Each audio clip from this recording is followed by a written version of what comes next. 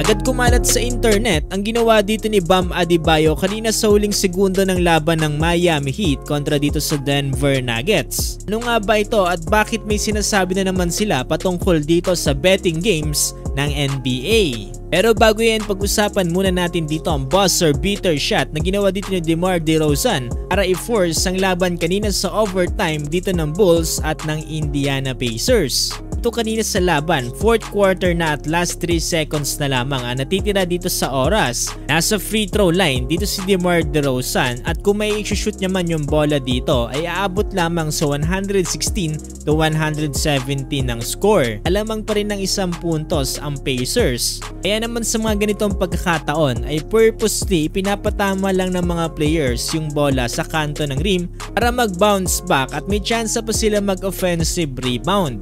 Parang common sense lang din talaga ito sa basketball dahil kung may papasok niya yung tira dito ay magiging ball possession pa ng Pacers at mas iiksi pa yung oras. Dagdag pa niyan kung may papasok pa nila yung 2 free throws dito. So kung sakasakali ay magiging 116 to 119 up by 3 ang Pacers. So medyo mas mahirap yun no kung sakasakaling 1 to 2 seconds na lamang yung matitira dito sa oras. Kung papanoodin natin itong laban no, mukhang ina-anticipate na din to ng mangyari ng Pacers kaya naman kaagad itong tinapik ni Toppin.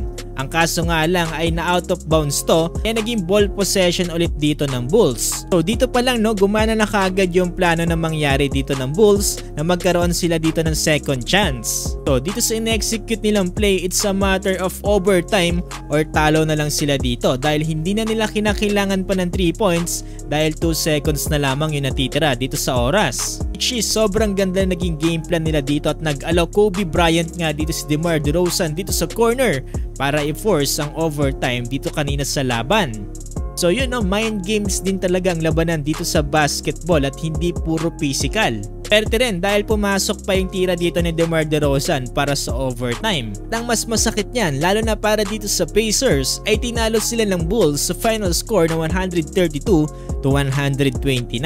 Nanguna dito sa Chicago Bulls si DeMar DeRozan with 46 points na sinusundan ni Alex Caruso with 23 points. Sa Pacers naman, 27 points para kay Turner samantalang may tig 17 points para kay Haliburton at kay Pascal Siakam. Sa kabilang banda, dito naman sa naging laban ng Nuggets at ng Miami Heat ay mayroong napansin ng mga NBA fans dito sa ginawa ni Bam Adebayo. Ito kasi sa 4th quarter, lamang ng 12 points ang Denver Nuggets sa Miami Heat 100 to 88. Meron pang last 12 seconds na natitira dito sa 4th quarter. Explain ko lang no, meron kasi sa NBA na tinatawag na unwritten rule kung saan kapag sure na panalo na dito ang isang koponan kahit meron pang natitirang oras dito ay hindi na nila ititira pa yung bola para i-shoot. Well dito sa case na to ay hindi naman i-shoot dito ni Bam Adebayo yung bola.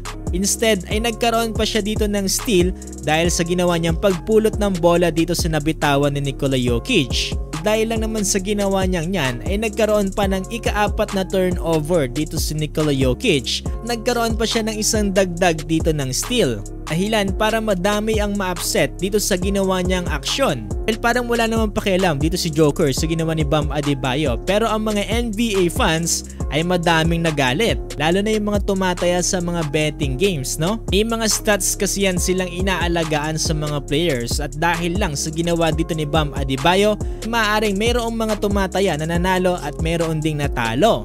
So yun lang naman ang mga pangyayari ngayon dito sa NBA na pinag-usapan ngayong araw.